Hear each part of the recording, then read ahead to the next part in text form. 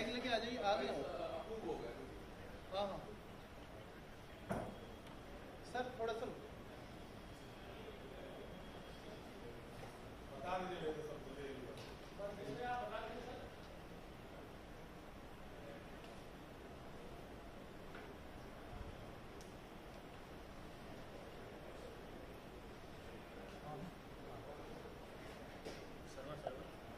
Bound बता दीजिए।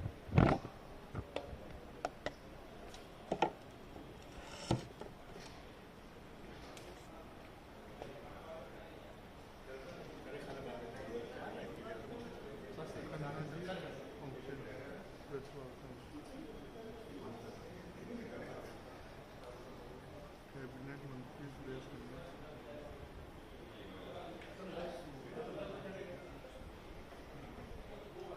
हाँ भाई विक्रम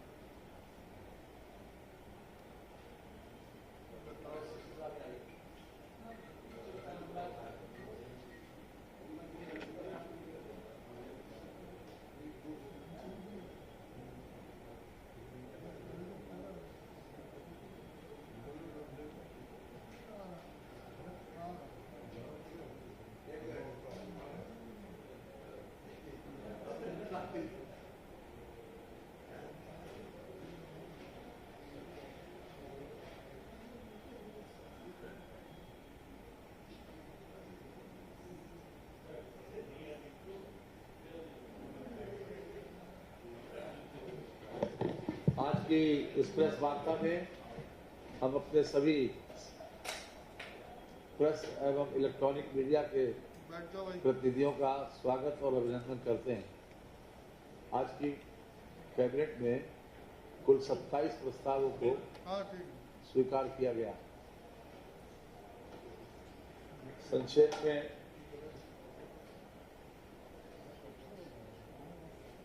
मथुरा में पर्यटन विकास संबंधी कार्य कराए जाने से संबंधित प्रस्ताव है कि मथुरा वृंदावन विकास प्राधिकरण को कार्यदायी संस्था के रूप में नामित किया गया है और वहां पर जितने भी पर्यटन संबंधी कार्य होंगे वो सब मथुरा वृंदावन विकास प्राधिकरण ही संपादित करेंगे, चाहे 1 करोड़ का हो और चाहे असीमित हो।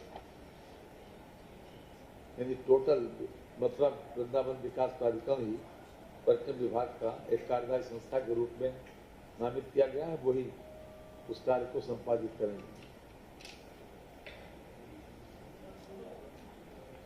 पर्यटन विकास सहभागिता योजना की नीति निर्धारण के संबंध में एक प्रस्ताव आज कैबिनेट से मंजूर हुआ है। इसमें विशेष रूप से जो हमारी पर्यटन स्थल है उनके लिए खास तौर से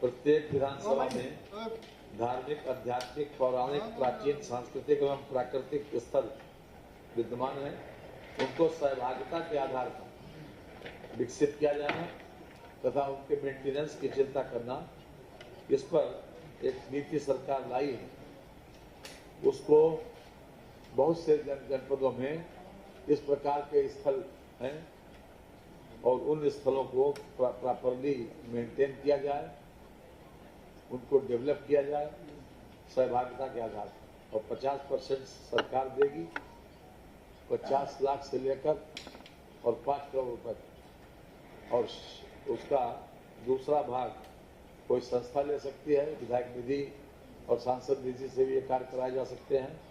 इस प्रकार की नीति आज एक कैबिनेट से मंजूर हुई है कि सहभागिता के आधार पर ऐसे स्थलों को चयन करके उनकी स्ट्रेंथनिंग हो, उनको प्रॉपरली देखने योग्य, खासतौर से कोई खड्डा वगैरह पड़ा हुआ हो तो भी उसको इस प्रकार से हम डेवलप कर सकें ताकि वो उसके आधार पर हम पर्यटकों को आकर्षित कर सकें। सहभागिता नीति इस प्रकार की लाई गई। इसके अतिरिक्त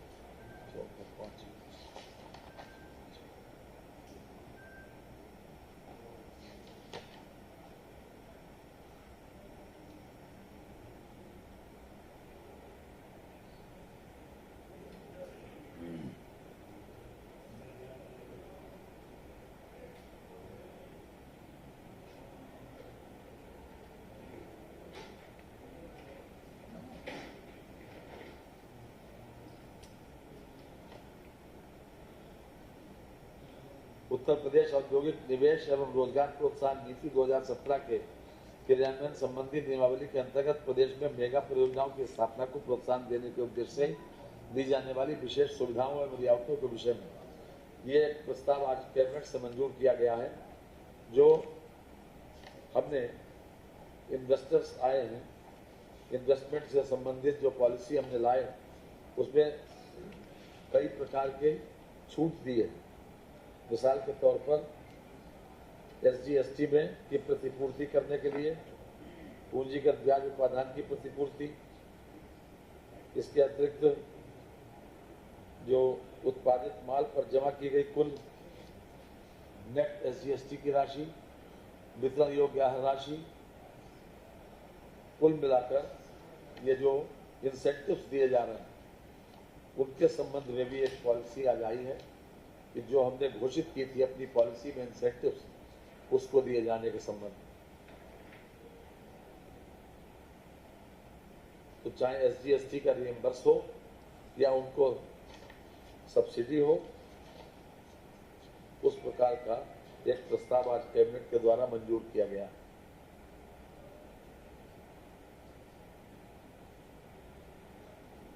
जो लेटर ऑफ कंफर्ट में हमने सुविधाएं दी थी लेटर ऑफ कंफर्ट के अनुसार कंपनी को परियोजना निम्नलिखित सुविधाएं अनुमोदित की गई थी। ये 323.41 करोड़ रुपए का है। 1.5 मिलियन टन प्रतिवर्ष क्षमता के साथ सीमेंट ग्राइंडिंग इकाई की स्थापना, 0.5 मिलियन टन प्रतिवर्ष क्षमता के साथ सीमेंट ग्राइंडिंग इकाई की स्थापना। इसमें जमा किए गए नेट SGST की 70% प्रतिपूर्ति, स्टाम्प शुल्क की 75% प्रतिपूर्ति, कर्मचारी भविष्य निधि EPF की प्रतिपूर्ति, पूंजीगत ब्याज उपादान की प्रतिपूर्ति, अवस्थापना ब्याज उपादान की प्रतिपूर्ति और स्वयं उपयोगार्थ कैप्टिव पावर की विद्युत शुल्क में छूट। ये कुल मिलाकर जो हमने पॉलिसी फ्लोट की थी उसी के संदर्भ में है ये कि विभिन्न प्रकार से जो इंडस्ट्रीज को, जो प्रदेश में इंडस्ट्रियलाइजेशन का माहौल बनाते हैं और ख़ास तौर से रोजगार के ज़्यादा से ज़्यादा अवसर जिसमें सृजित होते हैं, तो उसमें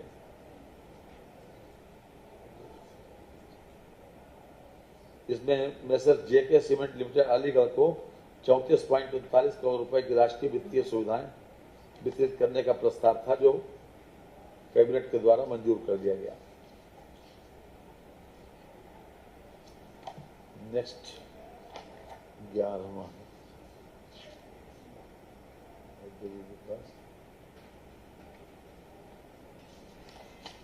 ये है। ये तो खास तौर से अलीगढ़ का था। और इसके अलावा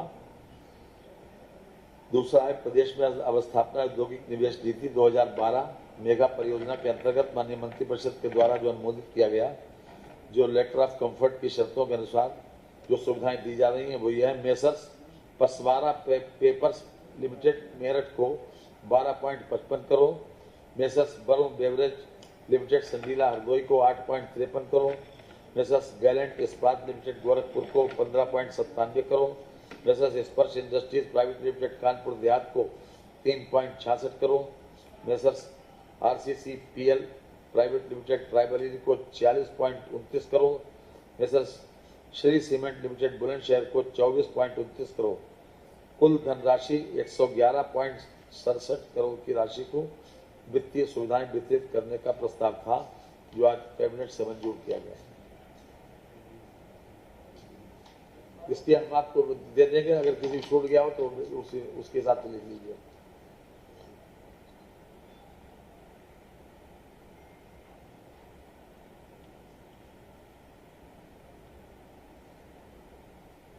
ये राष्ट्रीय राजमार्ग प्राधिकरण द्वारा प्रस्तावित NH31 गाजीपुर से बलिया माझीघाट ग्रीनफील्ड परियोजना में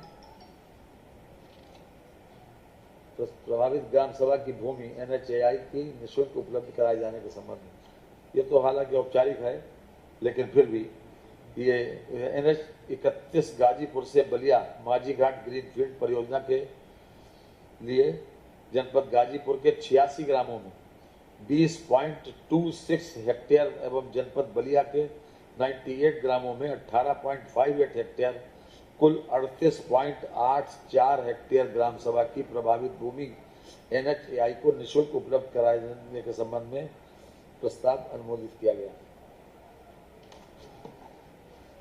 नेक्स्ट है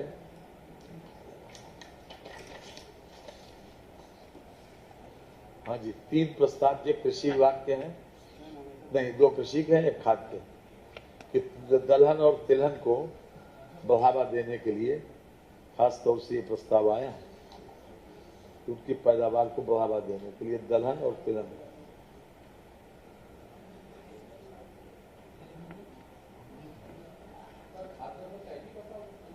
खाद का 1 नहीं 2 है और 2 बताए गए 2।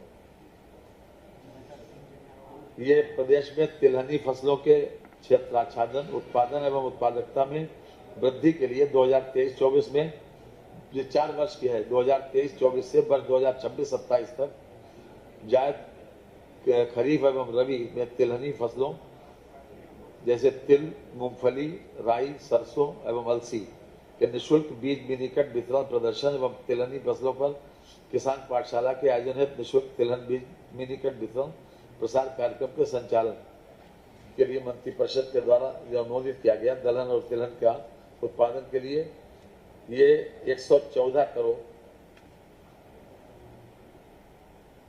सीमांत और लघु किसानों के लिए है, जो लोग खास तौर से प्रधानमंत्री किसान सम्मान निधि के पात्र हैं, उन लोगों को दिया जाएगा।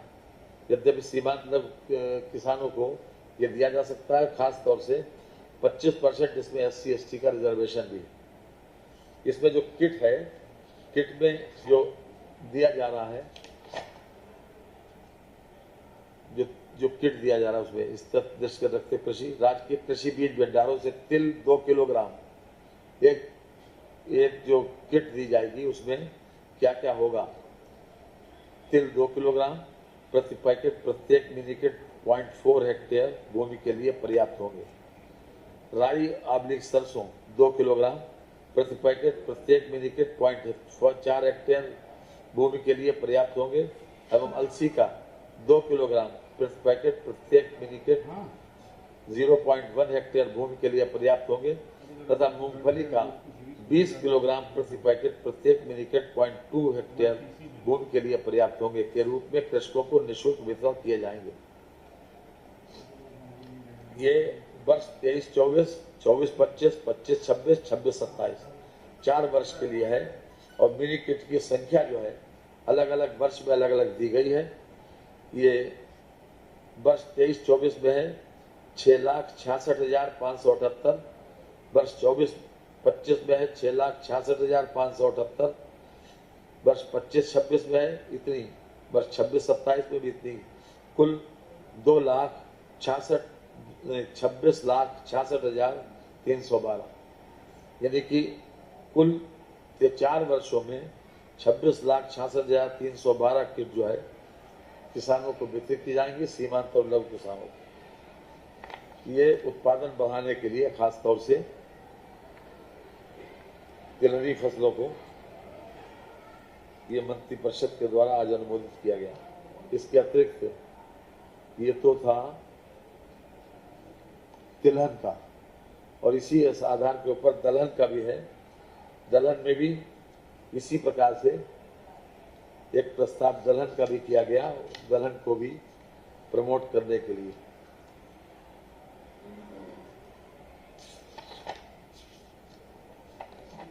दलहनी फसलों के प्रमोशन के लिए जो निःशुल्क बीज वितरण किया जा रहा है, उसको भी वर्ष 23-24 से 26-27 तक कुल 8.36 लाख कृषक बीज मिनी किट से लाभान्वित होंगे। 8,36,000 किसान। इसमें विशेष बात यह है कि जिसको एक बार मिल जाएगा उसको दूसरी बार नहीं मिलेगा। 14.29 लाख एवं 4 वर्षों में कुल 57.70 लाख कृषक लाभान्वित होंगे। दलहन के प्रदर्शनों में 14,293 कृषक प्रतिवर्ष एवं 4 वर्षों में 57,172 कृषक लाभान्वित होंगे। 23-24 में वर्ष 26-27 तक प्रदेश में निःशुल्क दलहन बीज किट वितरण के कार्यक्रम 12,098.7 लाख अनुमानित व्यय किया गया। इसमें 120 करोड़ रुपए का लगभग इन्वेस्टमेंट किया जा रहा है। इस किट में प्रदेश के 75 जनपदों में जायद एवं खरीफ के उर्द के 4 किलोग्राम, मूंग के लिए 4 किलोग्राम, खरीफ में अरहर के 3 किलोग्राम, रबी में चना के 16 किलोग्राम, मटर के 20 किलोग्राम एवं मसूर के 8 किलोग्राम के बीज मिनी किट कृषक के निःशुल्क वितरित किए जाएंगे। प्रत्येक मिनी किट आधा एकड़ भूमि की फसल हेतु पर्याप्त होंगे। निःशुल्क बीज मिनी किट वितरण कार्यक्रम के अनुसार अंतर्गत अनुमानित बीज व्यवस्था वित्तीय आवश्यकता वितरण निम्नलिखित होगा। इसमें 8,36,072 टोटल जो मिनी किट वितरित की जाएंगी वो 8,36,072 है। ये हर साल 23-24, 24-25, 25-26, 26-27 में बराबर वितरित की जाएंगी। एक वर्ष में 20,09,018 24-25 में, 20,09,018 25-26 में, 20,09,018 26-27 में। तो दलहन और तिलहन की खेती को प्रमोट करने के लिए सरकार की ये निःशुल्क मिनी किट योजना आज कैबिनेट से मंजूर हुई, जिसका विवरण अभी हमने आपके समक्ष रखा। इसके अतिरिक्त 15वां पॉइंट है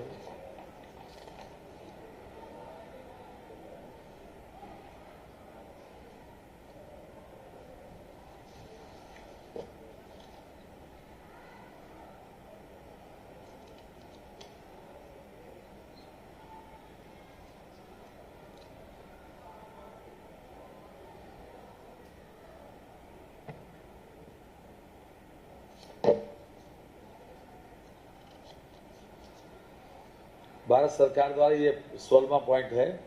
रबी विपणन वर्ष 2023-24 में गेहूं की खरीद में भारत सरकार द्वारा जारी दिशा निर्देश दिनांक 13/4/23 के अनुसार किसानों से गेहूं क्रय किए जाने पर आने वाले अतिरिक्त व्यय की प्रतिपूर्ति राज्य सरकार द्वारा किए जाने के संबंध में यह कैबिनेट के द्वारा आज मंजूर हुआ है कि जो भारत सरकार की गाइडलाइंस जारी हुई थी 13/4/23 को, कि जिन लोगों का गेहूं इस बार खराब भी हो गया, किसी तरीके से वर्षा अतिवृष्टि में जो गेहूं की मात्रा खराब भी हो गई, तो उसको भी क्रय किए जाने के संबंध में जो समर्थन मूल्य में उन लोगों को कटौती की जा रही है, उसके संबंध में जो आकलन किया गया है वो यह है कि गेहूं क्रय किए जाने पर किसानों से न्यूनतम समर्थन मूल्य पर अधिकतम 37.18 रुपए प्रति क्विंटल की दर से कटौती होगी। यानी जिन लोगों का गेहूं भीग गया, तो किसी न किसी रूप में खराब हुआ है, उनको इस दर से कटौती के लिए अधिकतम कटौती 37.18 रुपए प्रति क्विंटल की दर से की जाएगी और ये व्यवहार जो है राज्य सरकार वहन करेगी।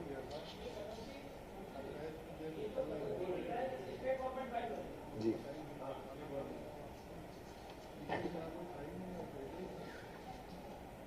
16, 18, 17वां है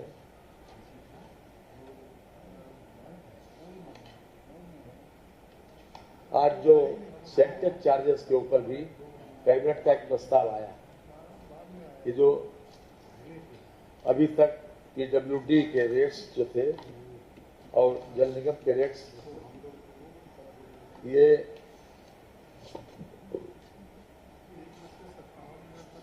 $12.5% सेंटर चार्ज होता था अभी तक, तो उसको रिव्यू किया है। ये वित्त विभाग का है, हमारे विभाग। तो वित्त विभाग ने ये देखा कि भारत सरकार की जो CPWD संस्था है वो सेंटर 7% देती है। NBCC बहुत बड़ा प्रोजेक्ट है भारत सरकार का, वो 5% सेंटर देते हैं। तो इसको मद्देनजर रखते हुए हमने भी उत्तर प्रदेश की जो कार्यदायी संस्था जो सेंटर चार्जेस देती थी उसको रिव्यू किया है और रिव्यू के बाद नए रेट्स जो है वो निर्धारित किए गए हैं। इसमें खास तौर से जो 25 करोड़ रुपए तक का निर्माण कार्य होगा उस पर 10% सेंटर चार्ज पड़ेगा।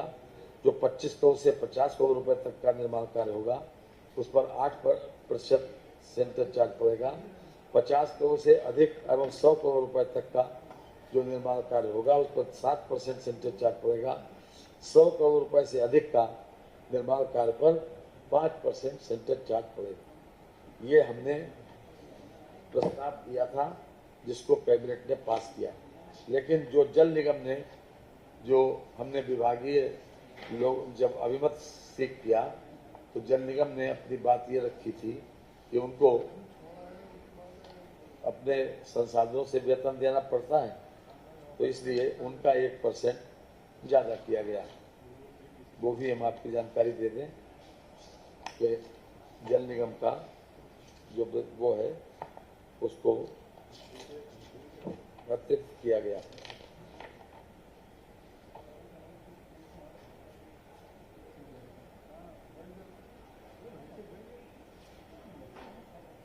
ये हम आपको पूरा टेबल दे रहे हैं ताकि आप इसको आराम से लिख सकते हैं।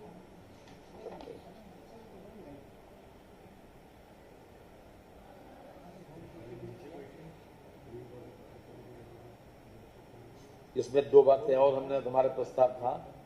एक तो अभी तक अगर किसी कार्यदायी संस्था को डीपीआर के हिसाब से पैसा दिया जाता था। मिसाल के तौर पर किसी प्रोजेक्ट की डीपीआर 10 करोड़ रुपए की है और उसका टेंडर 9.5 करोड़ रुपए का आया, तो अभी तक ये था कि हम पूरी डीपीआर के हिसाब से उसको पैसा पेमेंट कर दिया करते थे और जो बचत उनकी होती थी उस बचत में वो अतिरिक्त कार्य करा लिया करते थे। लेकिन अब जो नया प्रस्ताव संशोधित हुआ है वो ये है कि अगर किसी भी डीपीआर में 10 करोड़ रुपए का पहली किस्त उसके हिसाब से रिलीज हुई, 10 करोड़ की डीपीआर में मान लिया पहली किस्त उसकी 2 करोड़ या 4 करोड़ रिलीज हुई और उसके बाद टेंडर में आया 9.5 करोड़ रुपए की उसकी लागत होगी, तो हम जितनी भी अनुवर्ती किस्तें होंगी उसकी, तो उन अनुवर्ती किस्तों में वो पैसा हम केवल टोटल 9.5 करोड़ देंगे और उसी के हिसाब से उसका स्लैब बना देंगे। अभी तक ये प्रक्रिया थी कि 10 करोड़ का डीपीआर है तो हम 10 करोड़ देते थे, भले ही वो उसमें अतिरिक्त कार्य अपना जो बचा हुआ कार्य है वो करा लेते थे। इसके अतिरिक्त जो भी पैसा हम कार्यदायी संस्थाओं को देते हैं उन वो अपने अकाउंट में जमा करते हैं और कभी कभी ऐसा होता है कि काम शुरू होने में देरी होती है या काम देर से किसी वजह से शुरू हो पाया तो वो पैसा उनके अकाउंट में रहता है, तो वो अकाउंट का ब्याज उनको मिलता है। लेकिन अब नई व्यवस्था के हिसाब से जो आज पास हुआ है उसके हिसाब से इसके ब्याज का पैसा सरकार में जमा करना होगा। यहाँ पर ये बात उल्लेखनीय है कि वर्ष 2022-23 में Uttar Pradesh project corporation limited ने 70 करोड़ रुपया ब्याज का सरकार के खाते में जमा किया और इस तरह से इसमें खास तौर से ये प्रस्ताव की मंजूरी दी गई। इसके अलावा जो हम पेपर बुक में कहीं एंट्री करते हैं, अगर परसेंटेज चार्जेस की देते नहीं हैं, अगर पेपर में एंट्री करते हैं तो उसके ऊपर भी हमें 18% जीएसटी देना पड़ता है, तो उसको पेपर एंट्री को भी समाप्त किया गया। तो ये प्रस्ताव आज वित्त विभाग का मंजूर हुआ। ये कंपनी है हमारी जो कम से कम 5500 करोड़ रुपए का अनुमान था जो है ये इसमें लाभ मिलेगा। इसमें जो अभी तक बचत का अनुमान है लगभग 5500 करोड़ रुपए की बचत का अनुमान, हाँ विभाग को, सरकार को। तो मैंने स्लैब उसका बताया था आपको, एक जो अदर देन जल निगम, अदर देन जो जल निगम के द्वारा ग्रामीण जलापूर्ति नमामि गंगे का जो रेट है उसमें 10% से शुरू होता है, इसमें 11% से। इसमें 25 करोड़ रुपए तक की लागत पर जो 25 करोड़ रुपए तक की लागत का कार्य है उसमें 11% पड़ेगा। 25 करोड़ से अधिक 50 करोड़ रुपए तक का काम 9%, 50 करोड़ से अधिक 100 करोड़ रुपए तक का काम 8% और 100 करोड़ रुपए से अधिक 6%। अर्थात ग्रामीण जलापूर्ति और नमामि गंगे का के लिए क्योंकि जल निगम को अपने सोर्सेस से वेतन की व्यवस्था करनी पड़ती है, किसी सेंटर से उनका वेतन कर्मचारियों को मिलता है, इसलिए एक स्लैब तो वो है कि जो सभी लोगों के लिए लागू है अदर देन जल निगम, और एक स्लैब जो है केवल जल निगम के लिए है जो ग्रामीण जलापूर्ति एवं नमामि गंगे विभाग को लागू है, उसमें 1% ज्यादा।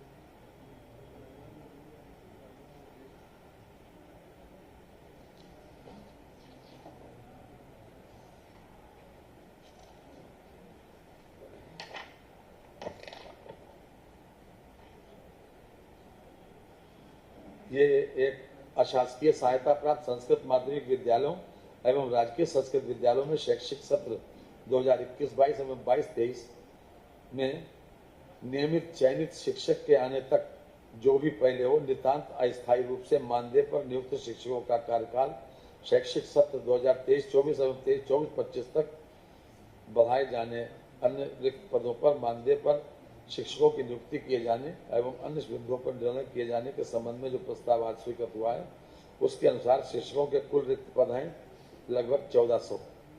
वित्तीय वर्ष 23-24 में 24.83 करोड़ एवं वित्तीय वर्ष 24-25 में 24.83 करोड़ रुपए का व्यवहार संभावित है। ये 2 वर्ष की अवधि तक संभावित है। ये राज्य सरकार के द्वारा वहन किया जाएगा।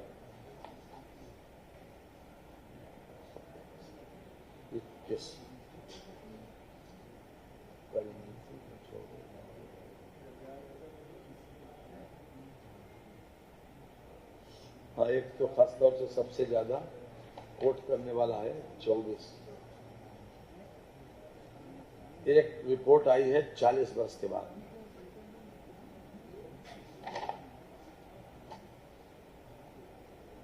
ये मुरादाबाद जिले में दिनांक 13 अगस्त 1980 को प्रातः ईद की नमाज के समय उत्पन्न विघ्न तथा उसके फलस्वरूप घटित अन्य घटनाओं के घटनाक्रम, उनके तथ्य, कारण और उत्तरदायित्व की जांच के संबंध में गठित एक सदस्यीय माननीय जांच आयोग का प्रतिवेदन माननीय मंत्रिपरिषद के समक्ष प्रस्तुत किया गया।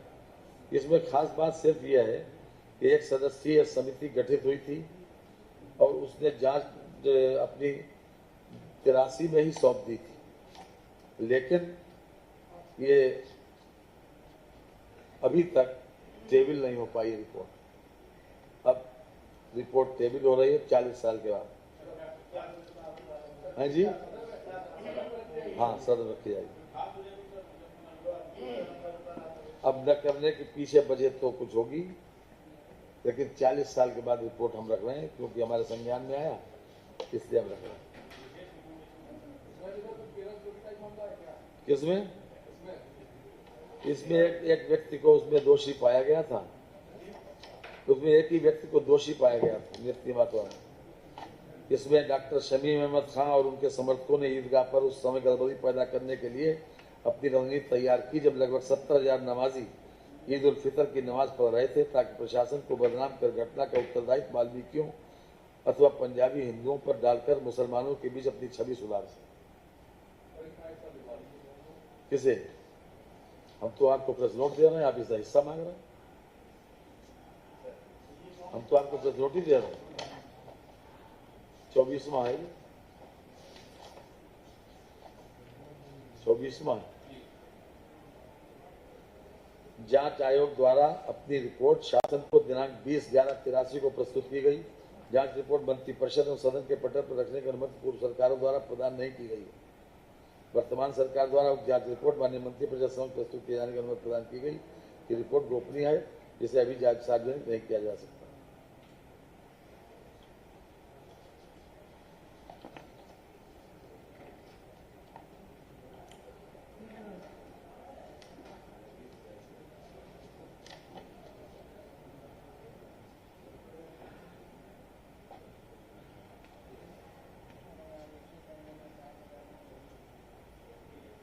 एक बात, एक विशेष रूप से एक विषय और कोट करने वाला है, ये सभी कैमरों का है।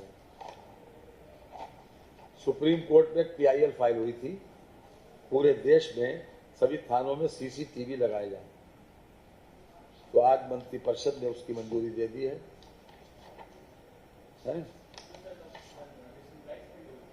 क्या कैमरे की खरीद? नहीं, कैमरे जो हैं, पहले जो एस्टीमेट आया था वो आया था करीब 359 करोड़ रुपए का। अब 144 करोड़ रुपए का, 144.90 करोड़ रुपए का प्रस्ताव है, जो कैबिनेट ने स्वीकृत कर दिया। अजनपदीय थानों को हटाते हुए सर्किल मुख्यालय पर 6 एवं जनपदीय थानों पर 5 कैमरे की व्यवस्था तथा रिकॉर्डिंग अवधि में परिवर्तन करने से फलस्वरूप प्रायोजना की लागत अब 144.90 करोड़ रुपए का प्रस्ताव आया था, जिसको कैबिनेट ने स्वीकृत कर दिया। इसमें 12 माह का स्टोरेज होगा। हाँ हाँ, ये अपने आप में, ये भी अपने आप में हालांकि सुप्रीम कोर्ट के आदेश के अनुसार पालन में है। किसकी? नहीं, रिकॉर्डिंग वो जो उसको स्टोर कर सके ना, 12 महीने के स्टोर कर सके। किसका?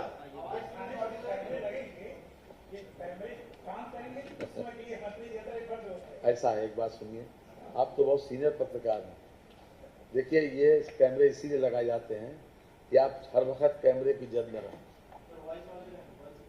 और हमेशा उसके उसमें रहें। तो ये बंद करने थोड़ी लगाए जाते हैं, ये बंद करने लगाने क्या जरूरत है? इसका मतलब यह है कि आप हर वक्त जो है उसमें रहें। अच्छा, उत्तर प्रदेश निजी विश्वविद्यालय अधिनियम के अंतर्गत निजी क्षेत्र में महर्षि योगी महेश योगी रामायण विश्वविद्यालय अयोध्या उत्तर प्रदेश की स्थापना हेतु आशय पत्र निर्गत किया गया है। इसमें इनकी अर्हताएं पूरी हैं और इन्होंने सारी अर्हताएं पूरी करने के बाद इसका परीक्षण मुख्य सचिव की अध्यक्षता में बनी समिति द्वारा किया जाता है। तो उनको ये आशय पत्र निर्गत करने के लिए आज कैबिनेट से ओके कर दिया। उत्तर प्रदेश निजी विश्वविद्यालय अधिनियम 2019 के अंतर्गत निजी क्षेत्र में महर्षि महेश योगी इंटरनेशनल एग्रीकल्चर विश्वविद्यालय भिला और कानपुर नगर उत्तर प्रदेश में की स्थापना है तो आशय पत्र निर्गत कर दिया। नंबर 3, उत्तर प्रदेश निजी विश्वविद्यालय अधिनियम 2019 के अंतर्गत निजी क्षेत्र में शारदा विश्वविद्यालय आगरा उत्तर प्रदेश की स्थापना हेतु आशय पत्र निर्गत करने का प्रस्ताव पास हो गया। उत्तर प्रदेश निजी विश्वविद्यालय अधिनियम 2019 के अंतर्गत निजी क्षेत्र में फ्यूचर विश्वविद्यालय बरेली उत्तर प्रदेश की स्थापना हेतु आज आशय पत्र निर्गत करने का प्रस्ताव कैबिनेट ने पास कर दिया। उत्तर प्रदेश निजी विश्वविद्यालय अधिनियम 2019 के अंतर्गत निजी क्षेत्र में जीएस विश्वविद्यालय हापुड़ उत्तर प्रदेश की स्थापना हेतु आशय पत्र निर्गत किए जाने के संबंध में आज प्रस्ताव पास हो गया। बहुत बहुत धन्यवाद। नमस्कार। क्या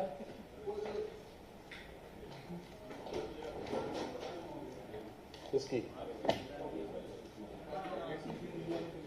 सीसीटीवी वाली बता दिया बात 27